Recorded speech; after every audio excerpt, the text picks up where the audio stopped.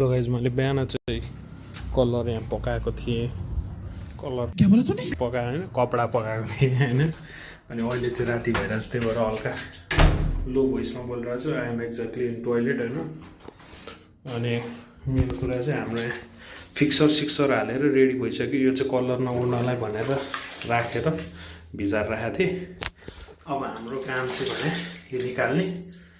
पखाल्ने अनि कलर हालिसकेपछि सुकाउने हो but the worst thing is colour बसेन मेन कुरा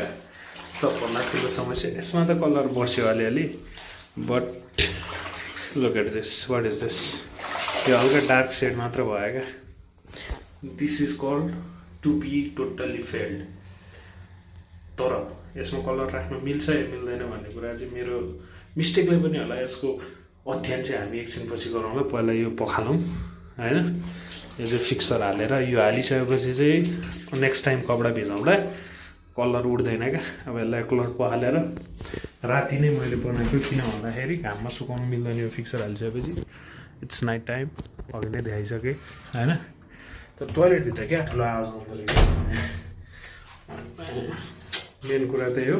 यसलाई ट्याक टुक्क पारेर सुकाइदिनुपर्छ रातिको अहिले 10:30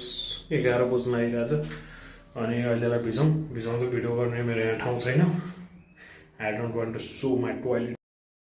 ये क्या है that is very bad English क्या नराम्रो यार शिट आई शुड इम्प्रुभ अलि नर्भस भएर चाहिँ म आफ्टर लङ टाइम आइरहेको छु क्या गर्न त अहिले जर्नी त 5 वर्ष भएपछि म धेरै